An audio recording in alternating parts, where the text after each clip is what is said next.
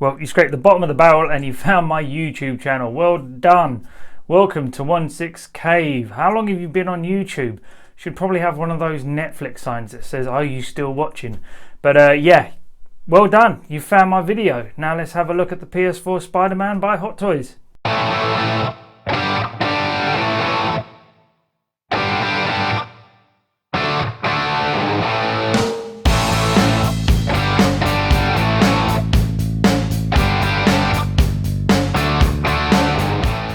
Okay, so I've got a new phone. It's the iPhone 11. I normally use a Sony Handycam, but I've decided to test out this new phone to see what I can get out of it, see if it's a better picture.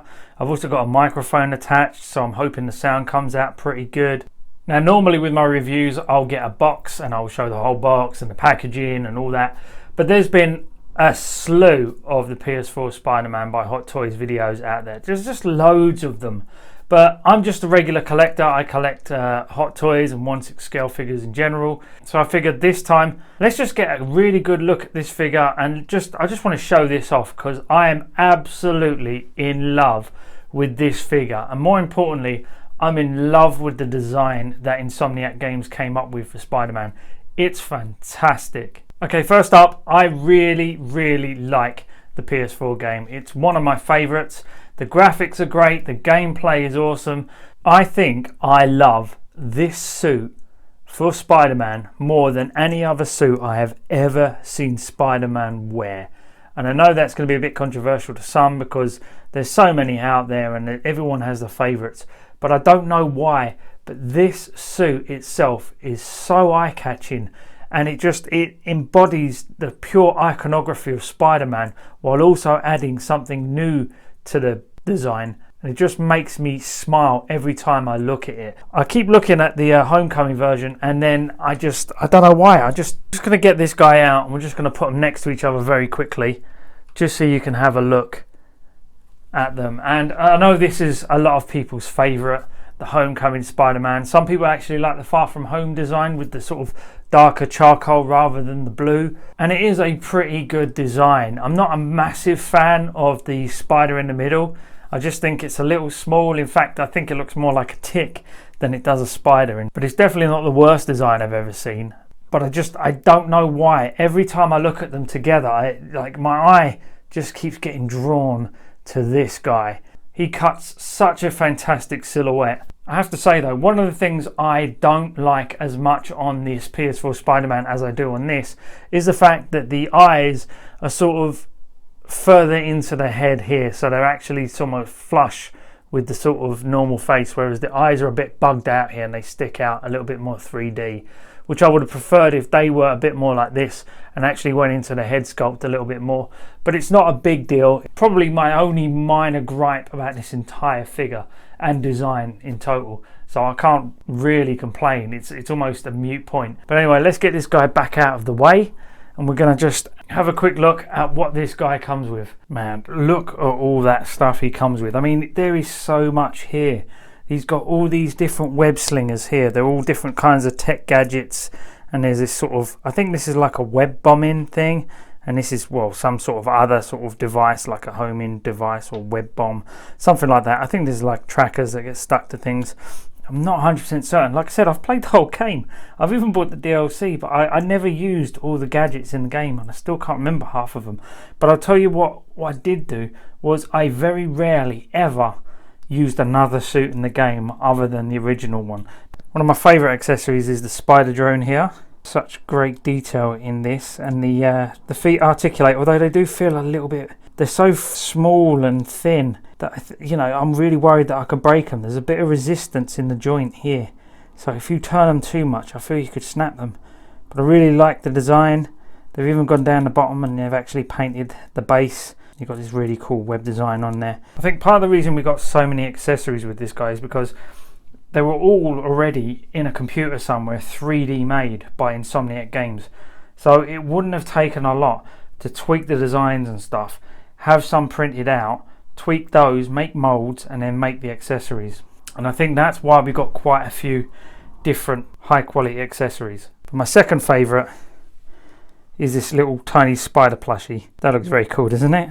Yeah, I really like that. That's just going to sit on his base, although I very rarely use the original bases. Speaking of those, we have this Spider-Man design. It's going to stay in its plastic simply because I'm not going to take it out and use it. So it might as well stay in its plastic and have some protective covering over it when it's in the box. That way it won't get damaged. But it looks really good. And it also comes with a metal pole, sticks in here, and then you can actually have him in jumping and web slinging poses. I very rarely extreme pose my figures. I do pose them, but very rarely in extreme poses, only because I've seen what happens to figures over a long period of time when you put them in extreme poses. They do get damaged. You can get frays, you can get rips, you can get splits. It's not really worth it. You're paying a lot of money for these because you want these things to last. You pay so much money for them. And especially in the UK now, we are paying through the nose. If you go through Sideshow or anything like that, the British pound is dirt right now. Another accessory I really like is the phone. It's a shame they didn't have anything on the top here. Look, there's a fingerprint magnet as well. But it's a shame they didn't have like an open screen with someone calling, like Mary Jane on there or something. But it looks really good. It looks like a smartphone. They've even put a little tiny dot on the back to make it look like a camera. And he can hold this pretty well. He even has a hand for it. Here is the web slinging hand, but it also doubles as a phone hand. You can just wedge that in there and it fits pretty well. So he can look at his phone, but also at the same time, he can have other hands that can hold the phone. I think this is like the Batbomb one. Looks really good. And you've got a normal sort of semi-relaxed gripping hand, and that is pretty much exactly where it fits. And then he can hold that up to his head, you know, be on the phone to Aunt May or whoever he's talking to. And speaking of hands, I really like the design of these. I don't know how they've managed to get the sort of carbon fiber design in there. Maybe they've actually done like a transfer over the top and then gloss over the top of that, but it looks really good. And it was one of the concerns I had was in certain shots in the video game, it looked like all this stuff was very reflective. You know, like a crossing guard's jacket or something like that. It looked very reflective, and I was worried that they would do the same on the figure, because I think that would detract from it. But luckily that's not the case with this guy. I also really like this hand here, the sort of peace sign you can take selfies with. I don't know why, I think that's great. And he also has these expressive crawling hands, so he can be crawling up walls and whatnot. And one of the design features I really like about this guy is his new eyes can be swapped out, and they're a lot easier than the original Homecoming versions. You can just press the eye in here, lift it out, take one of these other eyes, and they can magnetize in. You can do the same with this one. Just push it in, pull it out. Much easier, less fuss. It's a great touch. Okay, and here he is just taking a cheeky little selfie in quite a nice, slightly funky pose. As you can see, what I do like about this figure is because the suit is slightly rubbery and it's got some sort of vinyl in there and some padding and whatnot, what they've decided to do was they've given all the major joints ratchets so that you can click them into place and they will hold a little firmer. So hopefully that should help with having him in poses for longer, so that the joints don't get as loose and he won't just be flopping around all over the place. And I'm more than happy with that. I mean, I'm not going to keep him in a pose like this for too long, because you can see there's lots of creases here and there's creases around this area here, and they're definitely around the back. And if it gets too hot or it gets too cold, we could find different parts of the suit sticking to itself.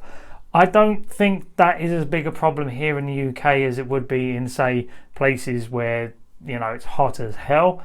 But still, I'm just not comfortable doing it, because knowing my luck, I will leave him in a pose for too long and then he will just all disintegrate and fall apart. There is loads of different ways you can pose him. You can have different eyes. There's 3 different sets of eyes. One slightly open, one sort of halfway open, and then a set that are fully open. And you can get loads of expressive poses out of that. You can get one small, one big, and it's a bit kooky and a bit wacky. But you can just see, like, your eye is still drawn here, isn't it, to this sort of area, the chest, because it is just so cool. I think what they've managed to do with the colours, and this is down to the design team that's in Insomniac, but Hot Toys recreated it perfectly. And it's that you've got the red and you've got the blue, and then you've got this offset white, and it's almost like an American flag, the red, white and blue, but it's just that right level of colour between all three. It's the right level of red, it's the right level of blue, and it's exactly the right level of white, so as not to be too obnoxious, not to be too overbearing, but also to be very stylistic and very cool looking. This to me is the definitive Spider-Man. I mean, imagine if they had this suit in Civil War, and the first time when Spider-Man snatches Captain America's shield off him and lands, and he stands up wearing that suit. Oh man, that would have been awesome. You've got all these white accents going down the side here with that sort of carbon fiber pattern, and it offsets really great. And then we've got these boots, and while it's not as good as they could be because you have these bits here that sort of jut out, they don't follow in with the foot, it still looks really good. And you still get some ankle pivot out of it, it's not too bad, but I really like the fact that it's seamless, and they've got some padding in the ankle here. You can actually see it just a little bit here. You've got these really cool lines going all the way up the side, all here. And one of the really cool things is on the pattern, you can see that it's red and blue, but to sort of ease you in and actually help with the contrasting of the red and blue, there's a slight burgundy line. And it's perfect all the way around. There's no mispainting or anything, but that goes all the way around, and it just allows for the transition between the red and the blue, so it's not so jarring, which was an amazing touch. And all those fine black lines all going through for the webbing, and then this sort of almost 3D printed spider on the front here. It's it's nuts. You can see that white spider again, and it keeps that design aesthetic perfectly. Not too much red, not too much blue, and definitely not too much white. It's perfect. And just to affirm what I was talking about with those ankles, you can actually see that on the Homecoming Spidey, you've got this sort of fabric going in and out of the joint there, which stops the figure from looking a bit more natural. You don't have that problem with this guy. I know they fixed it for the Far From Home version of this, but they perfected it on this guy. Yeah, I know. I said I wasn't going to use any extreme poses or even the flight stand, but you know what? I decided to give it a go, see if I could have some fun, and I'm really enjoying this figure. It really is great. I'm not going to leave him in this pose for very long. In fact, I'm going to take him out of this in about 5 seconds after I start filming. But you can see all the different accessories, and the amazing suit, and the design of the suit just wins to begin with. But then Hot Toys came out and recreated it spectacularly. I don't know how they would ever be able to top this with a 2.0. I really don't. But for the moment, this is definitely my definitive Spider-Man figure in my collection. I love it so much. I think everybody has their own version of Spider-Man that's their favourite, but for me, it's all about this guy, and I'm really glad I picked him up. I definitely recommend him. It's a beautiful figure, it's a real eye catcher, and it is just going to draw your eye every time you look at it on the shelf.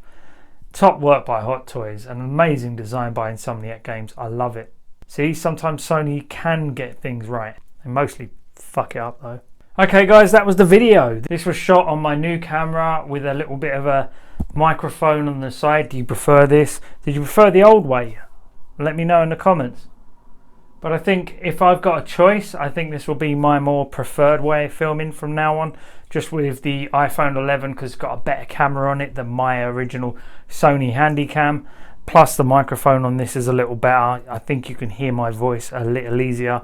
I don't have to shout as loudly or sit next as close to the camera to get a clear audio recording as I usually do, which allows me to be a bit more relaxed. And I hope the new, more relaxed me is a little bit easier to take than the old guy that used to shout down the Handycam at you. Okay guys, that's it for this video. Hope you enjoyed it. Like and subscribe, and if you could do me a favour now, if you can get the fuck out of my cave, I'm just going to go sit by the window and wait for John Wick to arrive. Ooh.